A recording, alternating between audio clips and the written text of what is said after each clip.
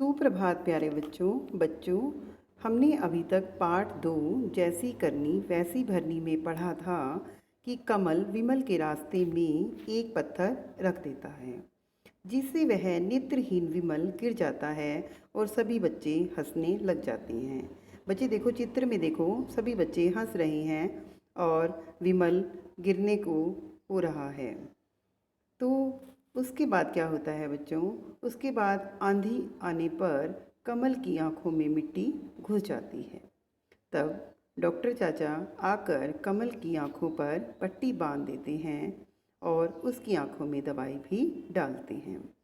तब कमल सोचता है कि मैंने विमल के साथ अच्छा नहीं किया, उसे गिराकर मैंने ठीक नहीं किया, मुझे उससे माफ़ी मांगनी चाहिए। तो आगे बढ़ते हैं कि कमल विमल से कैसे माफ़ी मांगता है। तो चलिए आगे पढ़ते हैं। चुपके चुपके घर से बाहर आता है। तो बच्चों, जो विमल के घर जो कमल है वो चुपके चुपके आता है। कमल ठोकर खाकर गिर जाता है। कमल ठोकर खाकर गिर जाता है। ओह, आँखों पर पट्टी बांधकर चलना कितना मुश्किल है।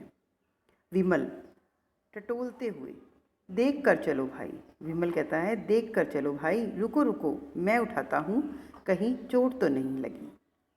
तो ये सब विमल कमल को कह रहा है कि भाई रुको, मैं तुम्हें उठा देता हूँ, कहीं तुम्हें चोट तो नहीं लगी, अब खड़े हो जाओ, कहाँ जा रहे थे। ठीक है। कमल कहता है, तुमसे क्षमा मांगने। क्षमा शब्द का अर्थ होता है बच्चों तुमसे माफ़ी मांगने। आज मेरी आंखों पर पट्टी बंधी है। आज मुझे पता चला कि आंखों के बिना जीना कितना मुश्किल है। बस कह दो क्षमा कर दिया। यानी कि कमल को अब एहसास होता है कि मैंने विमल के साथ अच्छा नहीं किया। जब मेरी आंखों पर पट्टी बंध गई तब मुझे एहसास हुआ कि पट्टी बांध कर चलना कितना मुश्किल है, तो नेत्रहीन व्यक्ति के लिए चलना कितना मुश्किल होगा। इसलिए वो कहता है कि बस इतना कह दो कि मैंने तुम्हें माफ़ कर दिया।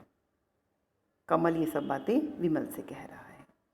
विमल कहता है, तुम तो मेरे मित्र हो, क्षमा कैसे? यानी कि तुम तो मेरे मित्र हो, तुम क्षमा क्यों मांग रहे हो?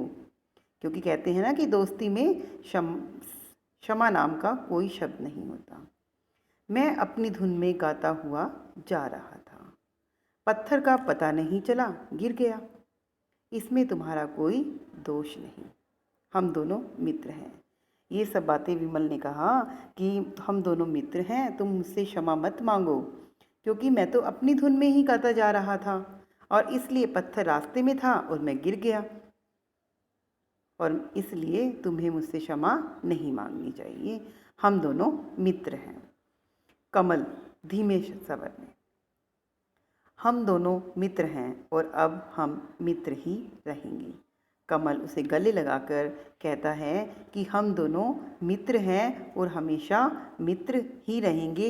मुझे अब अपनी गलती का एहसास हो गया। तो देखा बच्चों कि अब कमल व विमल मित्र बन गए। तो हमने इस पाठ में जैसी करनी वैसी भरनी से क्या सीखा कि हमें किसी का भी मजाक नहीं बनाना चाहिए और हमेशा दिव्यांगों यानी कि जो शारीरिक और मानसिक रूप से कमज़ोर व्यक्ति होते हैं उनकी हमेशा मदद करनी चाहिए, उनका उपहास नहीं करना चाहिए। आशा करती हूँ बच्चों ये पाठ आपको अच्छे से समझ में आ गया होगा। तो आगे मिलते हैं नई कक्षा में नए पाठ के साथ। धन्यवाद।